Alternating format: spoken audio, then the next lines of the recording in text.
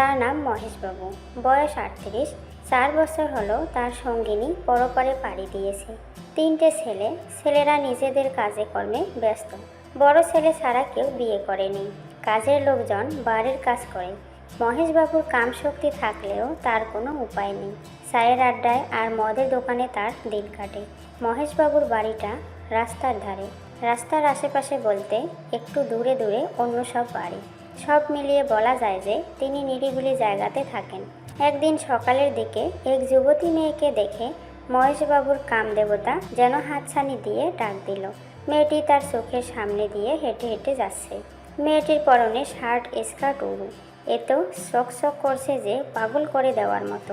হাঁসের ডিমের মতো মুখটা, বুকে যেন ডাসা আপেল বসানো আছে।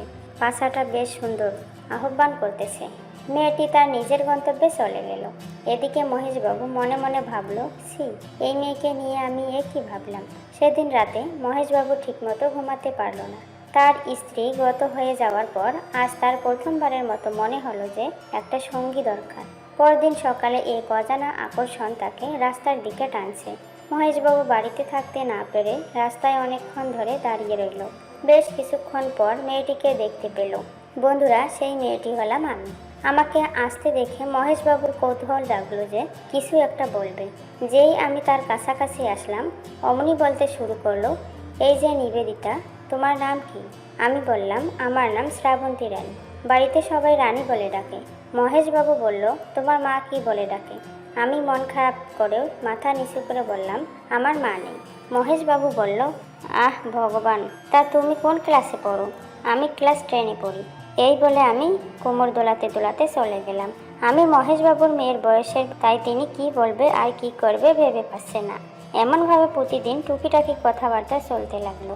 বেশ কয়েক মাস পার হয়ে গেল। মহেশবাবু দেখলো আজ তার বাড়িতে কেউ নেই। তাই তিনি এই সুযোগ হাতছাড়া করতে চাইল না। রাস্তায় দাঁড়িয়ে আমার জন্য অপেক্ষা করতে থাকলো। সেই অপেক্ষার সময়টা খুব নিকটে আসলো। আমি ঠিক তার পাশে দিয়ে হেঁটে যেতে মহেশবাবু বলল, ওহে মহারানী, আজ আমার বাড়িতে একবার এসো তো, কথা আছে। আমি বললাম, আমার দিদি কি বাড়িতে আছে? বাবু বলল, হ্যাঁ, বৌমা তো আছে। আমি বললাম, আচ্ছা, যাব একবার। উনি বলল, না না, এখনই আমার সাথে চলো। তার এই কথাতে আমি একটু অবাক হলাম। কি ব্যাপার মশাই, আমায় তার সাথে যেতে বলল কেন? ব্যাপারটা সন্দেহজনক লাগলো। আমি বললাম, না, দেরি হলে বাবা চিন্তা করবে। মহেশবাবু বলল, আরে দেরি হবে না, তোমাকে একটু পরে ছেড়ে দেব। আমি আর তেমন কিছু জিজ্ঞেস না করেই বললাম, ঠিক আছে, চলুন। মিনিট 10 হাঁটার পরেই তার বাড়ি পৌঁছালাম। এই প্রথম আমি তার বাড়িতে গেলাম। বাহ, বেশ সুন্দর বাড়ি। বাড়ির চেহারা দেখে বুঝতে পারলাম মহেশবাবুর প্রচুর অর্থ সম্পদ আছে। রুমে ঢুকতেই মহেশবাবু বলল, তুমি সোফায় বসো, আমি নাস্তা আর ড্রিঙ্কস আনছি তোমার জন্য। এই গরমে একটু গলা ভিজিয়ে নিলে মন ঠান্ডা হবে।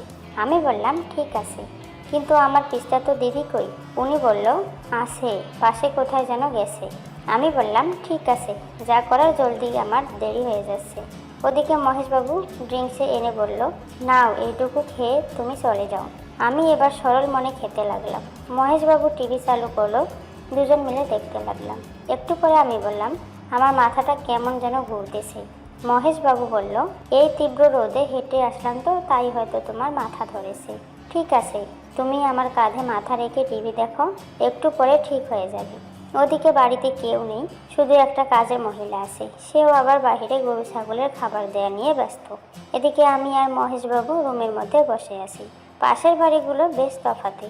মহেশবাবুর কাঁধে মাথা রেখে টিভি দেখতে লাগলাম। মহেশবাবু আমার চুল থেকে একটা সুগন্ধ অনুভব করতে লাগলো। মহেশবাবু হাতটা উড়ুতে রাখলো। আমার কোনো বাধা পেল না। এমন সময় টিভিতে রোমান্টিক সিন শুরু হলো। নায়ক নায়িকাকে জড়িয়ে গভীরভাবে কিস করেছে। আমি ভাঙ্গা গলায় বললাম, ওরা কি করতেছে? মহেশবাবু ভাবলেন, যাক, ওষুধ এবার কাজ করে দিয়েছে। উনি বলল, ওরা একে অপরকে ভালোবাসা দিচ্ছে। আমি অর্ধমাতাল অবস্থায় বললাম, আমাকে একটু ভালোবাসা দেন না, আমার খুব ইচ্ছে করছে। এবার মহেশবাবু আর দেরি না করে বুকের সাথে চেপে ধরে ঠোঁটে কিস দিতে লাগলো। চুল মুষ্টিবদ্ধ করলো। কিছুক্ষণ পর আমি বললাম, আমার কেমন যেন হচ্ছে, একটু ভালো করে করো না। মহেশবাবু বলল, হ্যাঁ, আজ তোমাকে খুব ভালোবাসা দিব, সেই জন্য তো তোমায় এখানে নিয়ে আসলাম। এই বলে কোলে করে বিছানায় শুইয়ে দিল। কাপড় থেকে আমাকে মুক্ত করলো। আমি বললাম, আমার মাথা ব্যথা করতেছে, আমার মাথাটা একটু টিপে দাও। মহেশবাবু বলল, সমস্যা নেই, আজ তোমায় আমি স্বর্গের সুখ দেব। মহেশবাবু তার সোহাগ রাতে এত সুন্দর জিনিস পাননি, সত্যি এত সৌঢল আর কামুকি মেয়ে পাননি। উনি পাগলের মতো আপেল কচলাতে থাকলো, হাত দিয়ে মাথার চুলগুলো নাড়তে লাগলো। ওদিকে কাজের মেয়েটি কিছু বুঝতে পারলো না। টিভিতে চলল হলিউড মুভি। মহেশবাবু এই বয়সে এই মুভি দেখে। এই বয়সে ছেলেরা এত এনার্জি পায় কোথা থেকে? এমন সব ভাবতে ভাবতে আমার চোখ বুজে আসলো। এদিকে আমি কামাতুর হয়ে গেলাম।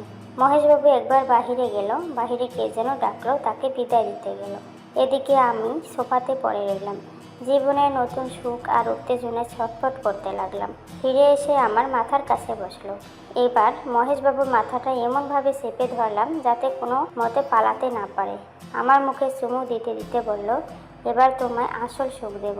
আমি মুচকি হাসি দিয়ে বললাম, এমন সব কল্পনা কবে থেকে করে রেখেছেন? উনি কিছু না বলে শুধু ঠোঁট নাড়িয়ে বলল, বেশ কয়েকদিন থেকে। আমি বললাম, আমায় এত ভালো লাগার কারণ কি? মহেশবাবু বলল, তোমাকে দেখে আমার খুব ভালো লাগে, তাই তোমাকেই বেছে নিলাম। আমি তোমায় অনেক টাকা পয়সা দেব, তোমার লেখাপড়ার সমস্ত খরচ আমি চালাবো। এমন সব বলতে বলতে মহারাজাকে ধাক্কা দিয়ে চালান করে দিল।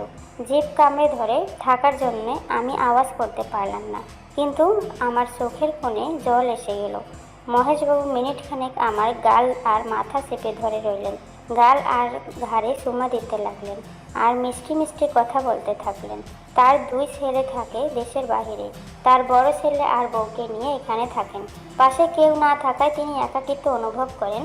আমি বললাম, বাবু আপনি তো বিয়ে করে এই একাকিত্ব দূর করতে পারেন। উনি মুচকি হেসে বলল, এই তো আমি তোমায় পেয়েছি, তুমি চাইলেই আমি তোমায় বিয়ে করব। এই বলে মহারাজাকে শেষ অবধি পৌঁছে দিল। আমি কেঁপে উঠে বললাম, এত শখ কেন?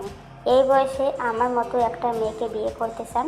কিন্তু আমি তো তোমায় বিয়ে করতে পারবো না, সমাজে আমাদেরকে গ্রহণ করবে না, আমার বাড়িতেও রাজি হবে না। মহেশবাবু বলল, তাতে কি, তোমায় আমি বিয়ে করে তোমাকে নিয়ে আসামে গিয়ে থাকবো।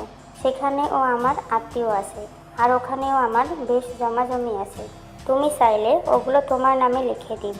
মেয়েদের মন অনেক লোভী, তাই আমিও এই লোভ সামলাতে পারলাম না। আমি একটু খুশি নিঃশ্বাস ফেলে বললাম, আচ্ছা আমি ভেবেচিন্তে পরে তোমায় জানাবো, এখন অত্যন্ত ছেড়ে দাও, আমার ভেতরে খুব ব্যথা করছে। মহেশবাবু বলল, এখানে ভেবে দেখার কি আছে?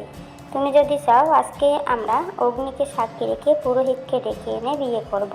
কোনো লগ্নের প্রয়োজন নেই, ওসব লগ্ন টগ্ন দিয়ে কী হবে?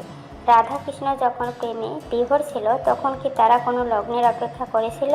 চাহিদার প্রয়োজনে সব কিছু সহজ করে নিতে হয়। মহেশবাবু কোনো কথা না শুনে তার বিস্ফোরিত যন্ত্র চালাতে থাকলো। আমি শুধু ভালোবাসার অপার সুখে আনন্দের ধ্বনি তুলতে লাগলাম। মহেশবাবু আনন্দে পাগল হয়ে আরও খেপাটে হয়ে সমস্ত শক্তি দিতে লাগলো। এক সময় আমি তৃপ্তির চূড়ান্ত পর্যায়ে পৌঁছে গেলাম। মহেশবাবুকে বুকের সাথে জাপটে নিলাম। 15 থেকে 25 মিনিট খেলার পর মহেশবাবুর আউট হলো। সে নিস্তেজ হয়ে আমার বুকের উপর শুয়ে পড়ল। কিন্তু আমার তো এখনও খেলার শক্তি আছে। আমি বললাম, কি হলো, শুয়ে পড়লে কেন? মহেশবাবু হাঁপাতে হাঁপাতে বলল, শুধু আমি শুয়ে পড়িনি গো, সেই সাথে ওটাও শুয়ে পড়েছে। যাই হোক, এখন আর আমার দ্বারা সম্ভব না। আজ এইটুকু ভালোবাসা নিয়ে শান্ত থাকো, বিয়ে পর্যন্ত অপেক্ষা করো। আমার একটু অন্যরকম লাগা শুরু হলো, তবে নিজেকে অনেকটা ফ্রেশ লাগলো। একটু পরে মহেশবাবু বাহিরে চলে গেল। আমি ফ্রেশ হয়ে তার পিছু পিছু যেতে লাগলাম। উনি আমাকে বাড়ি অবধি এগিয়ে দিল। আমি বাড়ি এসে ধরাস করে শুয়ে পড়লাম। শরীর ক্লান্ত হয়ে পড়লো, পেটের ভেতর কেমন জানি শুরু হলো। আসলে ভেতরে দিয়েছিল, তাই বিছানায় এপাশ ওপাশ করতে করতে এক সময় ঘুমিয়ে পড়লাম।